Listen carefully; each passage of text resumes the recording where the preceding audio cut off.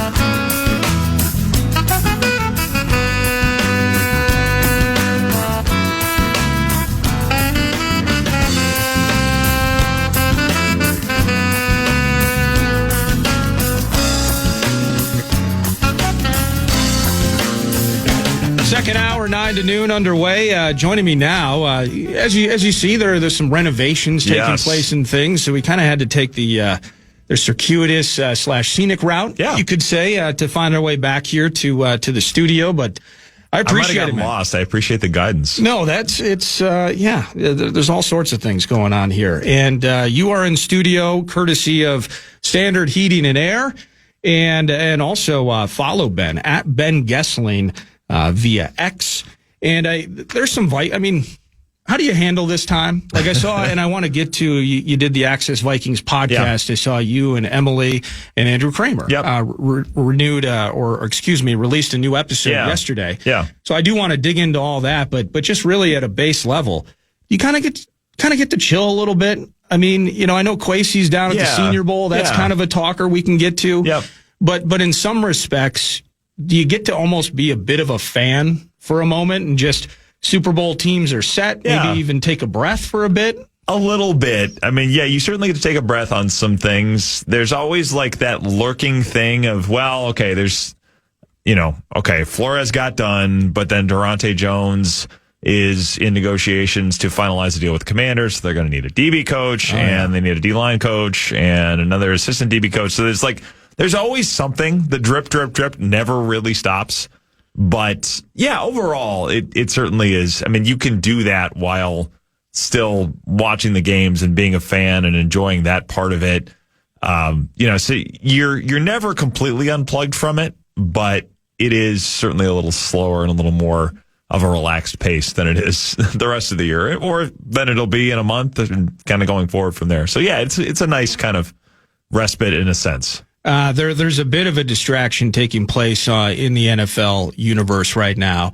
Bill Belichick not being named as a first ballot Hall of Famer. Yeah. And just to confirm, I do not believe you are one of those 50 voters. I am not. Mark Craig has the vote. Mark Craig from the Star Tribune has the vote in this market. And he posted something this morning saying he voted for Belichick. This is all obviously typically stays secret till the NFL honors, but since that ESPN story came out yesterday, you've seen a few voters say, here's what I did. Yeah. And they'll typically do that after the fact. But Mark released his story this morning saying he was one of the people that voted for Belichick. Obviously, 11 of the 50 at least did not. Reportedly did not. Yeah, did not. I saw somebody posted this on X yesterday that just kind of amused me. Like, what? We saw this. Typically, this is done privately. Yeah. So if someone was indeed not elected to the Pro Football Hall of Fame, and we are, I believe, are a week before honors and before some of these other the actual inductees would be named, that somebody said something. Yep. Which means somebody's either playing like the biggest ruse. A week from now, we're going to hear that Bill Belichick was absolutely in. And then now Kansas City guys have been taking heat for effectively no reason. Yeah. Or this will play out the way it's been widely reported. But to that end, there's an interesting element, and you've probably had to face this many times for different reasons as a journalist. But feeling forced to come out and justify, being forced to come out and meet the moment. You mentioned it, and Mark Craig may have said something a week, 10 days from now, and provided justification if it was a talker. But there's a reason that he came out with it a week early, maybe. Right. And similarly, the gentleman, I forget what his name is, but he chose not to vote for Bill Belichick.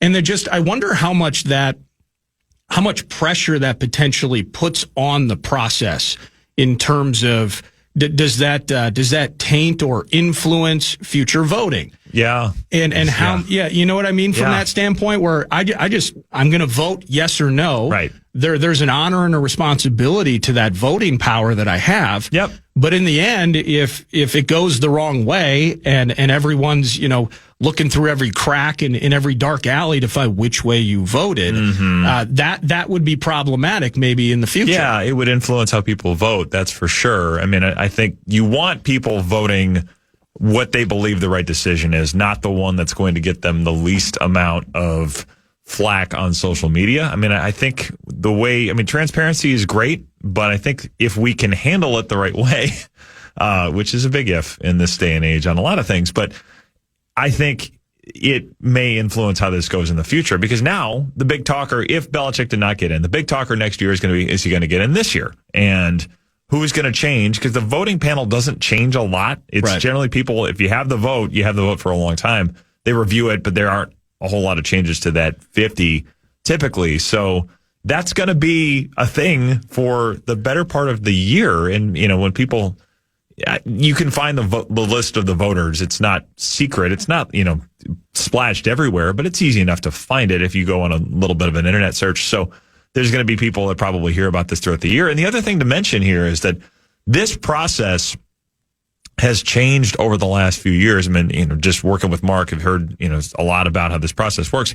Used to be that they would meet at the Super Bowl and do the vote, the long day of deliberations and discussions. And then ultimately you do the up or down vote on the final 5 towards the end of that. And then you go and announce it pretty much that day, because all of those people would be at the Super Bowl. And the knock that the NFL, the Pro Football Hall of Fame, has made a big thing was typically at the hotel rooms. But what's changed with this is the voting has already happened. And the voting happened a couple of weeks ago. I think it was the same day as Kevin O'Connell's season-ending presser. And they just do it online, because what's happened is a lot of the voters work for outlets that no longer send them to the Super Bowl. Obviously, travel changes and budget contractions in the sports journalism industry are not a new thing, but that's been one of the results, is that you have fewer of these voters that are at the Super Bowl every year. So let's get them all in a room and debate is no longer a feasible thing, because the Pro Football Hall of Fame is not paying to get everybody to the Super Bowl. You're covering the Super Bowl. You're going to be there anyway. And generally, if you're a voter, you end up going probably more often to the Super Bowl. Your outlet kind of knows that.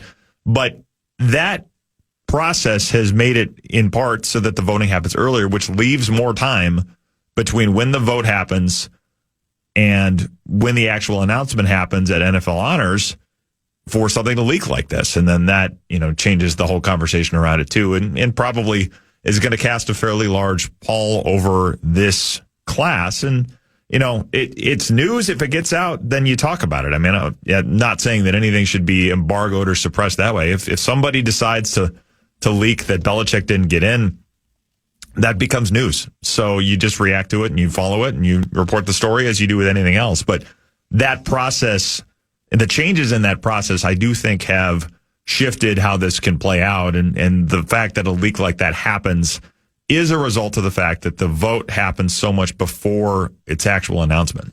Yeah, and it's, just at face value, I know Spygate and Deflategate have been conversed in the last couple of days since this news came out. I don't necessarily think that's insignificant as part of his entire career conversation. I saw something, I think it's Seth Wickersham, I believe, and he wrote a book about the Patriots during the Spygate time. Yeah, Wickersham and Van Nat, I think, broke the story yesterday for ESPN. That makes sense then. But to that end of, he had some quotes from Mike Shanahan, for instance. Jimmy Johnson has come out, and these are high-end Super Bowl winning coaches like, yeah, we all tried to do that. We all try. Yeah. And it's kind of fleeting support in some respects, but it's completely different. But there are some maybe small parallels to kind of the baseball age and how you handled when everyone was juicing and everyone knew it. Right. And at that time, people weren't getting in trouble for it the way they were. And in a lot of ways, it was gamesmanship and encouraged potentially, and how you handle that era. I look at him as a first ballot Hall of Famer, but then you also have to frame in, okay, with the way this process works, I do have to vote this guy in because he's never going to get a chance. Yeah. And I happen to like that guy, and Bill will definitely get in the next year. And I wonder how many of those games are being played, the era, some of the off-field stuff combined with this bottleneck to Canton that's taking place. Yeah, because there's also the piece of it with the coaches where I think one can get in per year. Like there's a separate group. There's the modern era Hall of Famers, and then there's like the contributors and the coaches and the players that have aged out of the modern era. So I think a max of 5 of those can get in, and I'm probably butchering some element of this, so double check me on it if you're listening. Like there are places you can research this on your own too, but I think typically one coach gets in, so it makes it so that if Belichick is not the coach that gets in, then he's probably going to be the coach. I mean, I don't think there's any question that he's a Hall of Famer. I mean, the fact that it was a discussion of first ballot, I mean, if it's me that has a vote, to me, he's a first ballot Hall of Famer because yes, everybody does these things, and it's all the same thing in baseball too, where it's like, well, we know about the guys that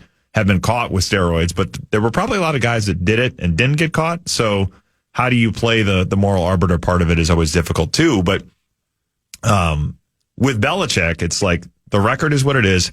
Also won 2 as a defensive coordinator for the Giants, including that game plan where they shut Jim Kelly in the no huddle, the K-Gun offense down in 1990. And upset the Bills in that game.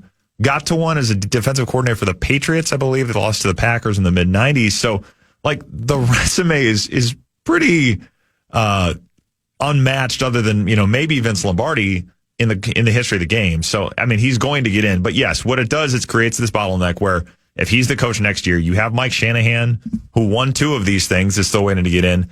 Mike Holmgren, who beat Parcells and Belichick in that one in the 90s with Green Bay and then got back to another one with Seattle, is still waiting to get in. So there is this bottleneck of like, okay, and you have coaches that are getting older and you don't want to have to do these things posthumously as if you can at all help it. Right. So I'm sure some of those things play in too, of we want to get guys in while they're still here and they can enjoy it with their families. And, that goes into this whole process. The process for the NFL, for the Pro Football Hall of Fame is particularly, convoluted, I think, in a lot in So, I wonder if some people like that, though. I wonder because they've had a lot of deliberations about it over the years. I know where in the MVP, just kind of running through things. Well, the MVP is kind of becoming a quarterback award.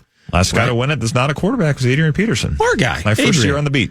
But similarly, the Hall of Fame, we'll just let everybody in then. Yep. And then it's no longer a Hall of Fame. I don't like that either. I know, so it feels like there's no easy answer to it. Right. And the Hall of Fame should be hard to make. I mean, like that part, when it's just, we got to let everybody in. I don't like, I'm not a fan of that either. So, yes, it's not a perfect process. Everybody that's saying, oh, they should have done this, they should have done this. Like, okay, well, let's sit down and figure out all the permutations of this and all the effects of, if you do it this way, it's going to mean everybody gets in, or if you do it this way, it means you're going to have guys waiting. I don't think there's a perfect process to it. And you do want, in the end, I think, for it to be an honor that you say, not everybody gets into this. Yeah. And if you get the gold jacket, if you get the bust in Canton, it should be an extremely special thing because it says you were one of the very, very, very, very best to ever do this. And if you let everybody in, it probably loses a little bit of that. Yeah, it certainly does. It was, it amused me. I don't know. Dumb things amuse me. But all of this coverage around Bill, which I think is deserved. Like you mentioned, this news comes out. That's a talker of talkers in terms of HOFs in particular. And then just kind of the 10 pages down in an internet search. Oh, well, Eli didn't get in either. Yeah. That one's not, there isn't as much weeping and gnashing. Eli who beat him twice. Eli who beat him twice, as a matter of fact. But that's a great example. I don't know if I could loop I mean, Harrison Smith is starting to put himself statistically in spots where you can say only 2 other safeties have done this, 3 other safeties have done that. That's hallowed ground territory that number 22 is entering.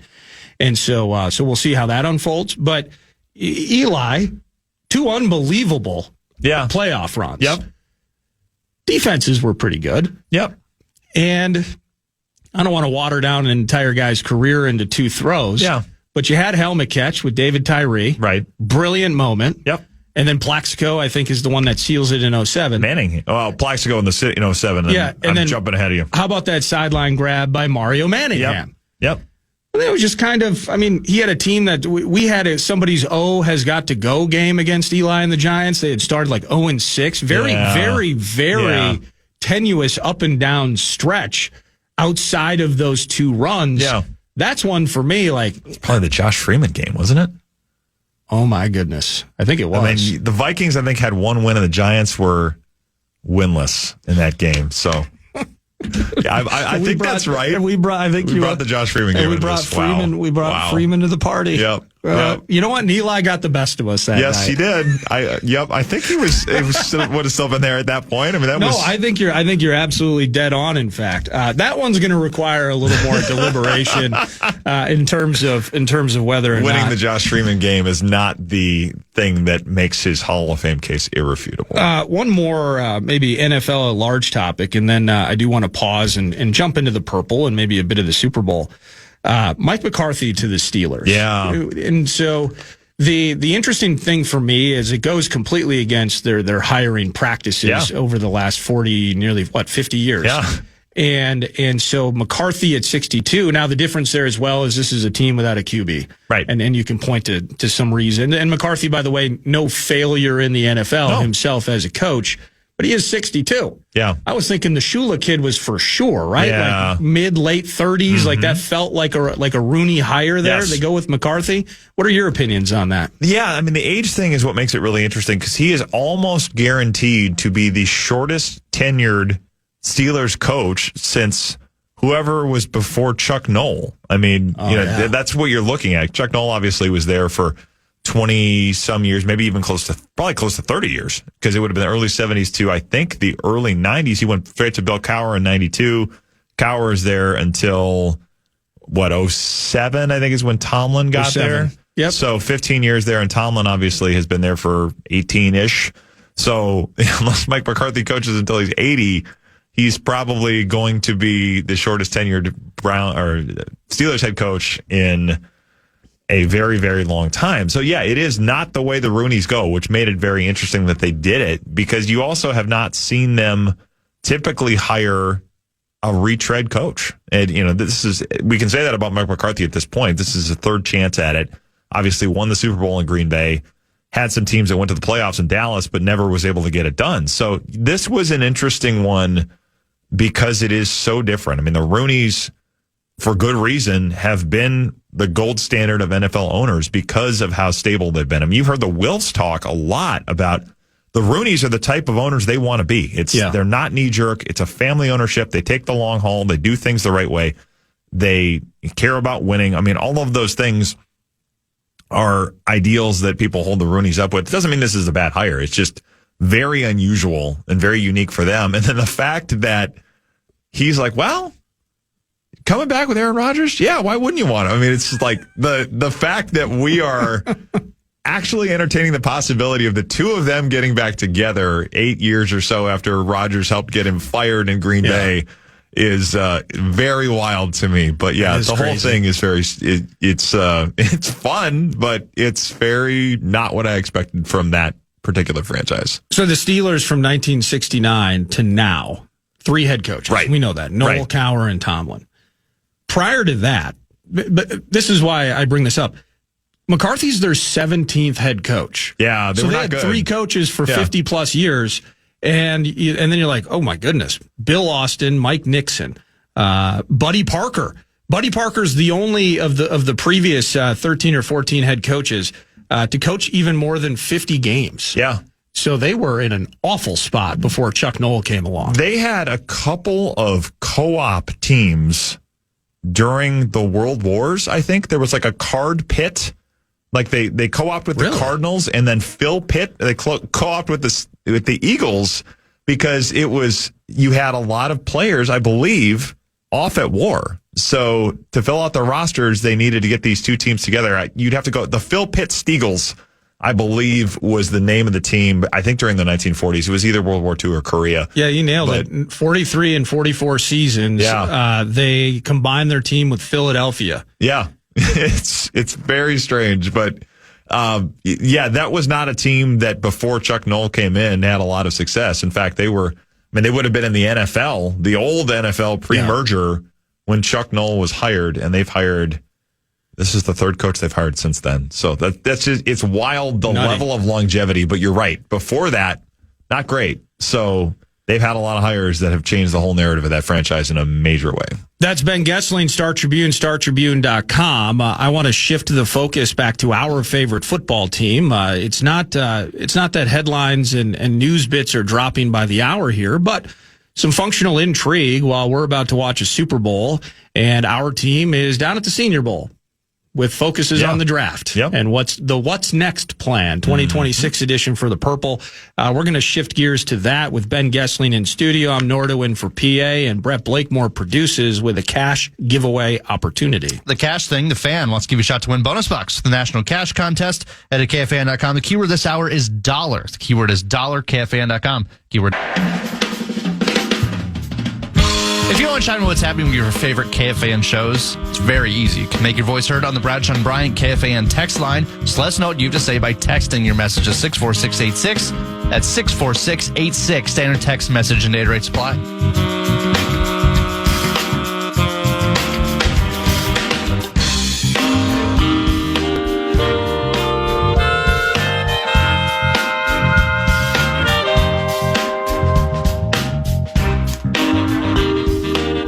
Welcome back, 9 to noon.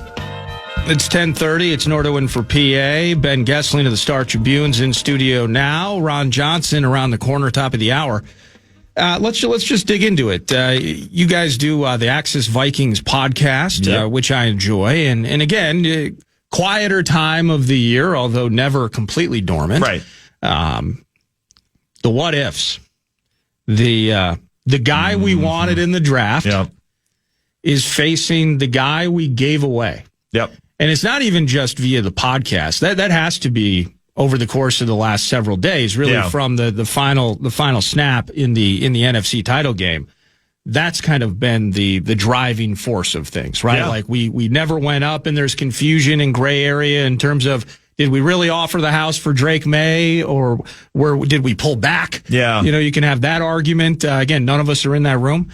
And then, of course, Sam Darnold, could we have afforded him, et cetera? Like, where's that taken your head the last 3-4 days here since the title games have been complete? Yeah, I mean, it could have been. I mean, this could have been their quarterback room in 2024. And yes, I'm aware that the Patriots had set the price extraordinarily high to move that pick, because Ron Wolf's kid, speaking of the mid-'90s Packers, is the GM of the Patriots. So Elliott Wolf, right?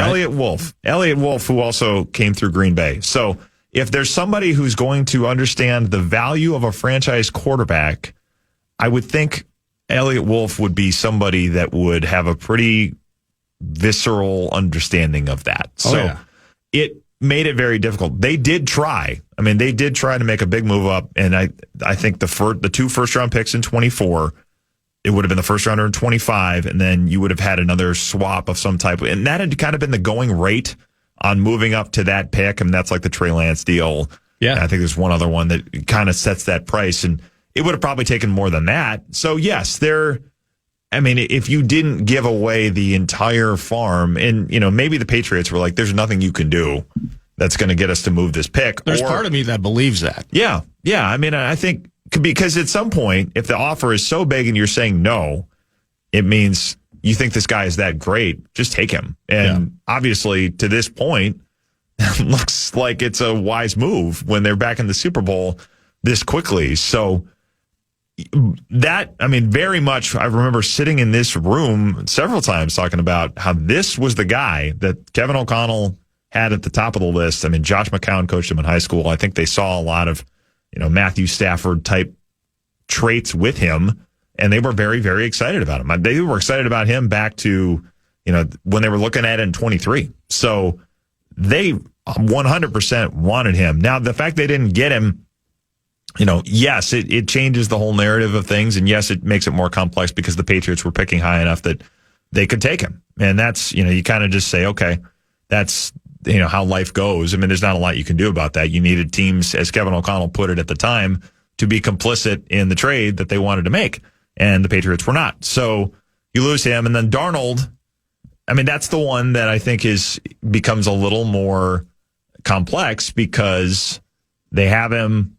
They're thinking he's gotten to the bridge to McCarthy. He has a great year. Then it's the question of, do you tag him? Do you try to bring him back? And when they talked about tagging him, I mean, they considered it. But my understanding from people I've talked to is if you would have done that, it would have given him effectively a no trade clause because it would have made it so that he's got this guaranteed franchise tag money. And if he says, no, I'm not going to go sign an extension with this team or that team that you want to trade me to, effectively he can veto where he's going to go. So it would have made things more difficult to have any flexibility with him. And then if they wanted to play McCarthy, that was going to be the difficult part of it. I think where this eventually broke down is they thought they had a very good chance to get Daniel Jones back. And you make Daniel Jones basically the Darnold of 2025. Jones looked at his options and said, I have a better chance to win the job in Indianapolis than I do in Minnesota, which was probably correct given where the winds were blowing with Anthony Richardson versus J.J. McCarthy. So the question, I think, going forward becomes, what do you do now? When you're looking at what comes next, do you explain this job and the chances somebody has to win it differently than maybe you did in 2025 when they were probably telling Daniel Jones, look, yeah, if you're better, you can win the job, but we want to see the kid play. We want to go with him. This is who we drafted. This is the plan.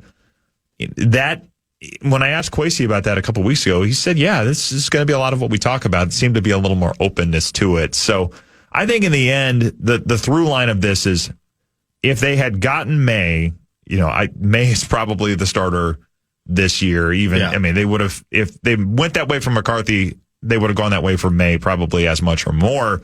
And the plan to go with the young quarterback has been the driving force of what they wanted to do for a while. It's why they didn't make the commitment to Kirk Cousins.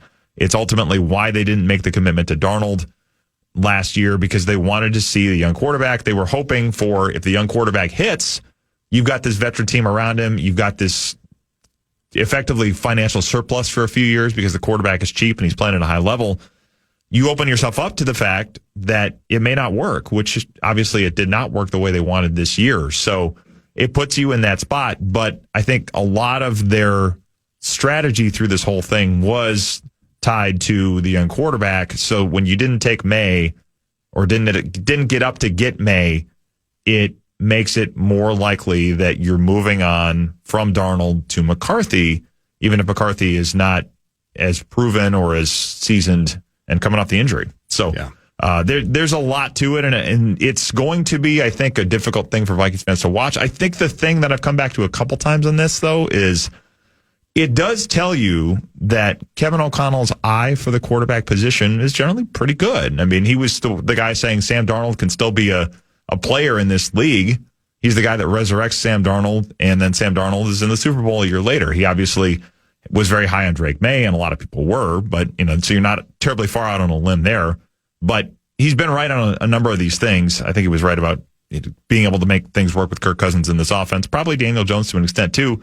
That may make it a crueler twist that all of these people are somewhere else right now. But I think the overall read he's had on the quarterback position has been right more often than not. Everybody misses on some of them. I remember talking to Ron Wolf about this. He said, yeah, I've missed on quarterbacks over the years. But overall, I think if you're looking for a silver lining, it would be that O'Connell's read on the position generally has had more hits than misses. Yeah. And maybe it was you who asked the question who got Kwesi to kind of say this. In some ways, he was reflecting back. And I don't want to say it would be unfair for me to say without remembering the exact quote. that there was either regret or, just kind of evaluating how we handled that process. Yep. He said something to that effect. Yep. Well, what's there to evaluate or change other than McCarthy was the idea? Yep. So the only thing to evaluate is how honest you were with Daniel Jones about McCarthy being the plan. Yeah. You know what I mean? Where it's like we want to go back and revise it and think circumstantially that something could have been different. Yeah. But in the end, as long as everybody in the room or in the end all kind of agreed, like, okay, we're going to move forward with McCarthy. Yeah. What is there to reflect on other than the fact that whatever maybe you saw in McCarthy that believed this would be different has not come to fruition? I think that's it. I think it's the question of, were you too confident in what you saw in McCarthy, or were you too confident that you could overcome what you had not seen in McCarthy, which was him running an offense, him playing as a rookie? I think all of those things are questions they have to ask, and I'm sure they're questions they have been looking at quite a bit. I mean, I know that first phase of the offseason for Kevin O'Connell is, I'm going to look back at the decisions I made, the play calling, how I related to players, how I handled certain starting positions, all of those kinds of things. I think he spends a lot of time kind of doing a self-evaluation first. Every coach does this. Every coach talks about it. I've talked with them enough about it to know he takes that part of it very seriously. So I think that is going to be, where did I think that I had something that I didn't, or where did I think that I could turn something into success right away that I maybe overestimated? I think all of that is going to be part of what he's doing, and probably has been part of what he's doing the last few weeks here. But yeah, I mean, the question of were they too confident in McCarthy is probably the driving force here. The idea of were they too honest? I mean, I'm never going to sit here on a microphone and say, oh, don't be honest. I mean, I think I'm with you. I mean, if McCarthy was the plan. Right.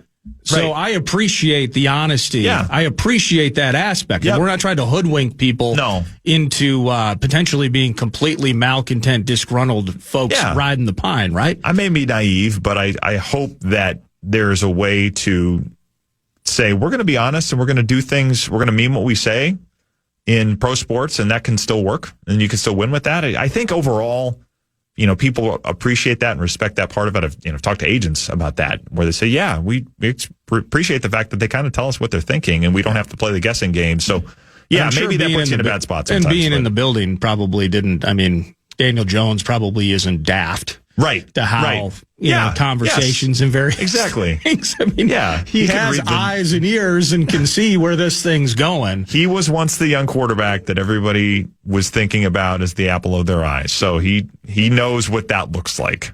Just a time for one or two more here. Coach openings.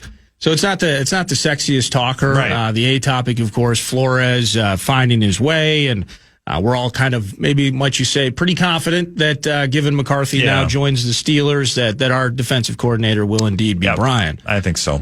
But kind of the other stuff. So whether it's Durante Jones going to the Commanders on a deal, his first true DC opportunity, good for him, by the way. Homecoming for him too. And good luck to him. But kind of the OL spot, the DB spot, the safety position as well, like the value of these specific position coaches kind of being the mouthpieces and the puppeteers for Flores, kind of the hands-on maybe within the construct of a day. Anything you got in terms of what's next? Well, I think the DB spot is going to be really interesting to see where this goes, because Durante Jones was a big piece of executing a lot of the Flores stuff with, whether it's Josh Metellus, whether it's Harrison Smith, a lot of the checks and calls they were making initiated from that secondary. And you've got guys at every level of the defense that are involved in some of those things. But, Brian Flores talked about this quite a bit at the end of the season, that the coverage, the rush cannot overrule the coverage. If somebody makes a check on the rush and the coverage says, this doesn't work, the coverage can say, no, we're not doing that. Like the last veto was with Harrison Smith. So, does that change now that it's probably not Harrison Smith, that Josh Metellus move into that role? You're going to need a coach that can speak into that process and can work with those defensive backs if that system is going to work the same way. And I think it's going to take a certain type of coach to come in and be able to do that, to have that kind of voice, to have that kind of relationship with Brian Flores. But that's an important piece of this. And the fact that you're entirely reconstructing that room from a coaching perspective, because Michael Hutchings went to Cal as well, the assistant DB coach, that's a big one. And I think who they get to come in here and kind of be that conduit of these ideas is going to be really important. So is it somebody that has a history with Flores already? Is it somebody they've had their eye on that's younger? I think that whatever they do there, that's going to be really important to figure out. And then the offensive line position, this is one that, Chris Cooper had been here since 22. They've been through enough iterations with different players that it seemed inevitable that if you're going to change one more thing, it's going to have to be that. But yeah, I'm curious to see if it will be somebody that's got some different ideas in pass protection technique. I think the run scheme stuff will stay relatively similar to what they did. It's been more downhill stuff, more duo, a little less zone. It's still primarily zone, but they've got a few more flavors in there with the duo stuff, with some of the downhill stuff. So the offensive line coach has a lot to do with where that goes, and it's still Curtis Modkin, still Wes Phillips doing a lot of the design of that. But the techniques of how those guys are coached, I think, is going to be a lot on this offensive line coach. And that's one that, as they've gone through it with different groups of players, the coaching has stayed the same. And now I think the change with the coach is important because they've invested a lot in that group being better than it's been. And the fact that it hasn't gotten there yet, I think this coaching hire is going to have a lot to do with it. And it's going to be a pretty important one. Yeah, I think you're on it. You'll have your ears to the ground as eventually we're going to find out who that coach is going to be. But we still got Access Vikings. We got newsletters, podcasts. What's keeping you busy? Well, all of those things. We'll have another Access Vikings episode next week. Hoping to get a couple of special guests lined up for the Super Bowl. Have a couple of irons in the fire there. And then a newsletter will be back the Friday before the Super Bowl as well. So a number of things coming Access Vikings wise here in the next couple of weeks. And then, I'm starting to book travel plans for the Combine already. So it's not very far away. Combine around the corner. Then it's the draft. I'm going to be doing O-Lineman of the Day segments and doing the safety dance and the pickle and nickel. Boy. Yeah. The Senior Bowl's in play. You've never, have you gone to Mobile before? I've gone to Mobile twice. It's probably been like a decade since I went. The first time I had a great time down there, and the second time it just rained the whole week. So I was like, well, if it's just going to rain, I might as well just save my pennies and go to the Combine instead. No, that's probably the smart play. Thanks for joining me and hanging out today, man. It was fun. That's Ben Goessling, Star Tribune, at Ben Goessling via X, Standard, Heating and Air. And again, catch up with him via Access Vikings, all of his Star Tribune content as Super Bowl's around the corner. And sadly, as Vikings fans, we're turning that page to the NFL draft. But we're used to this, and we're going to have fun with it. Final hour, Ron Johnson's going to be in studio, so we will return to some football, but some news is next on The Fan.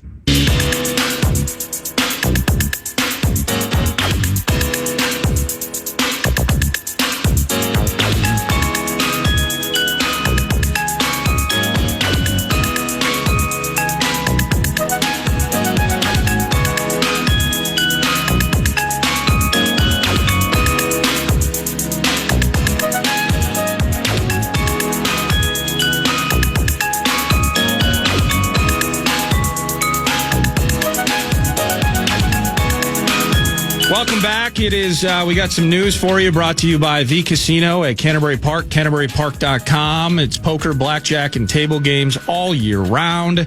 Live racing kicking off in the spring. Year-long calendar of events. The place is amazing. Check it out, CanterburyPark.com. Ron Johnson's going to be in studio 10, 12-ish minutes from now. So let's do some news, Brett. Number 1. Where better to start than here? Shoots. He scores!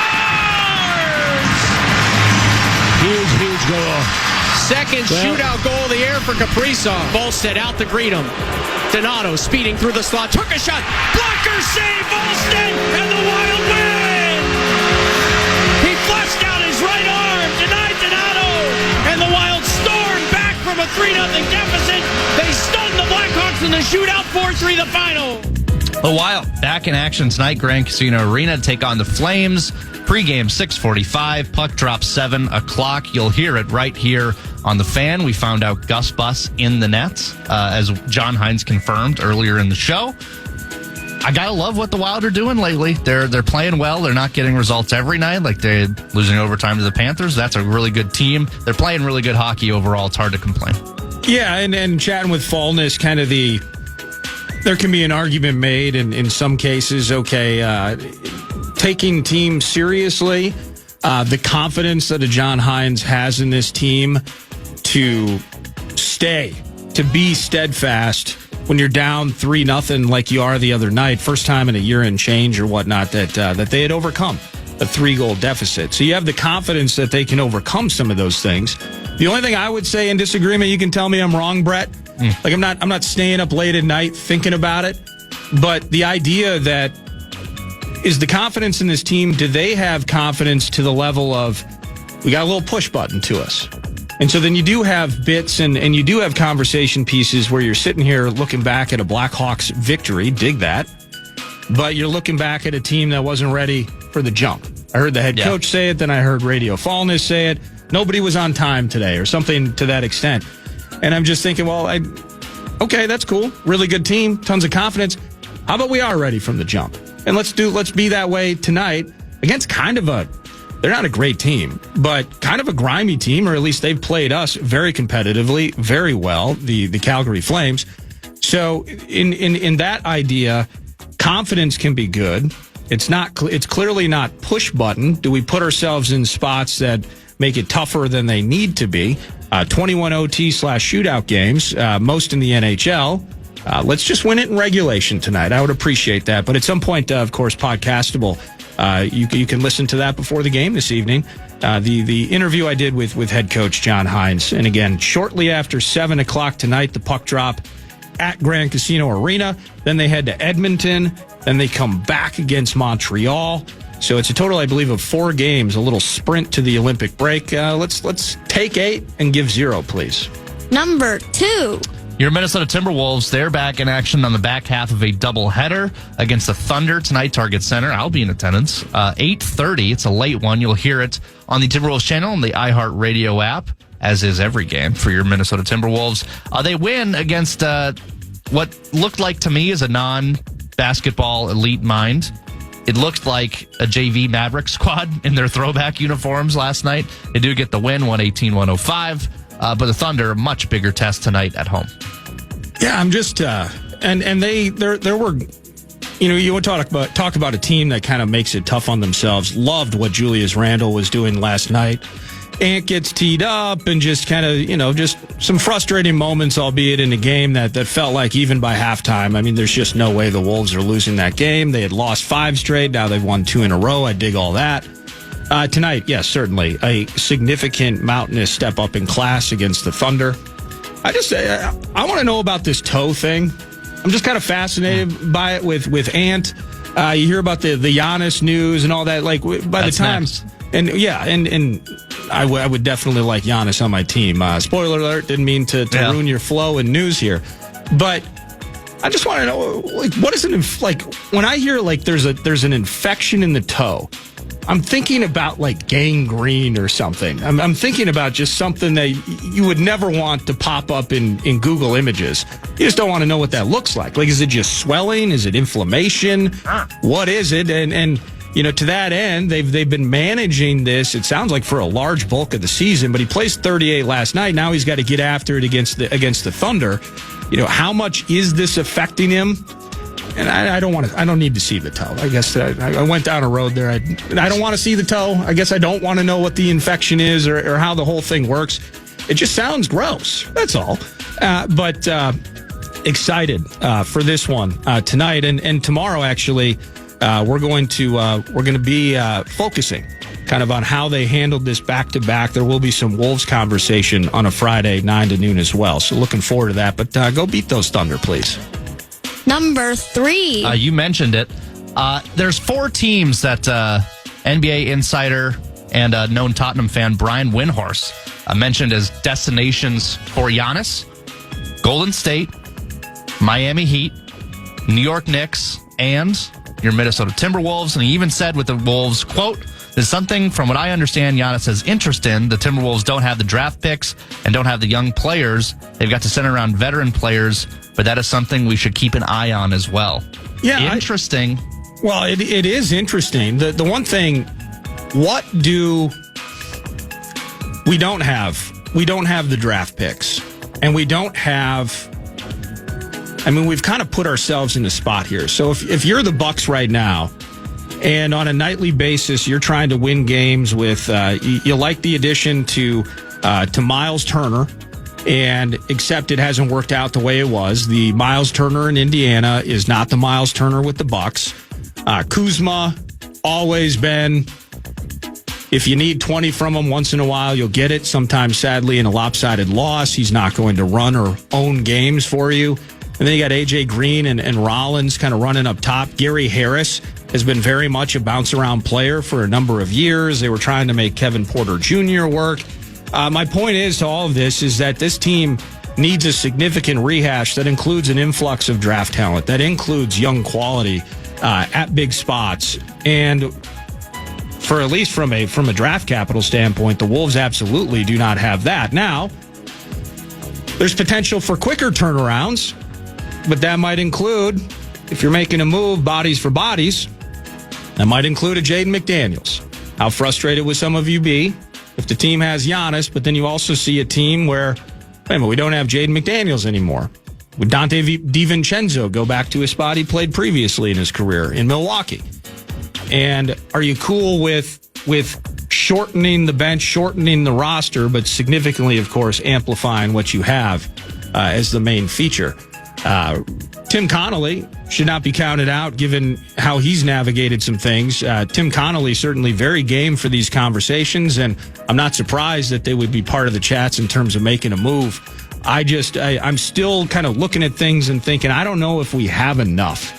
That's kind of where my head's at right now on that. You got one more quick one? I can do one more quick one. Let's go here. Number 4.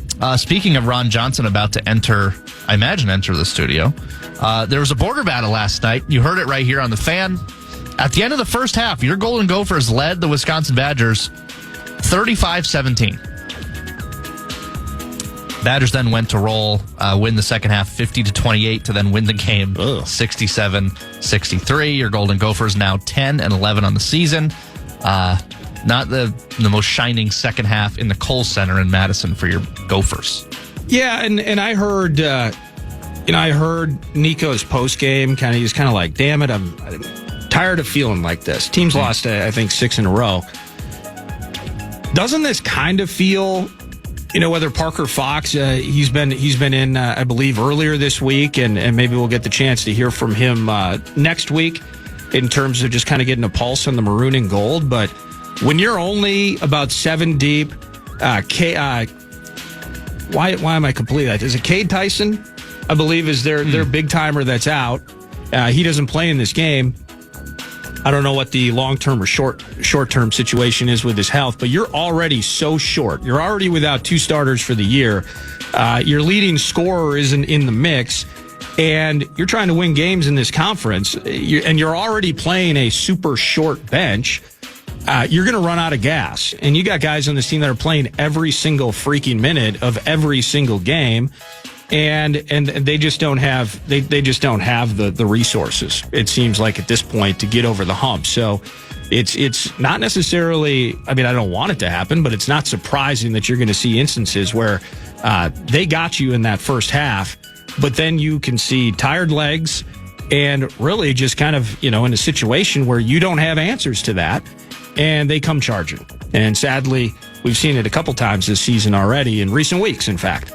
Where they got nipped at the wire and in some ways just kind of ran out of gas. They ran out of answers. They're short on resources. That short bench, man, is going to be tough in the Big Ten. So, but they're battling with Bucky. I mean, they're game in these. You can kind of see what the path forward and maybe from a future standpoint, what this thing can look like. Nico's got this. I mean, one hell of a coach, Nico Medved is.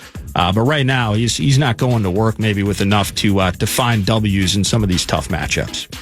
Thank you, Brett. That's News to Nord. That's brought to you by Canterbury, the casino at Canterbury Park, CanterburyPark.com.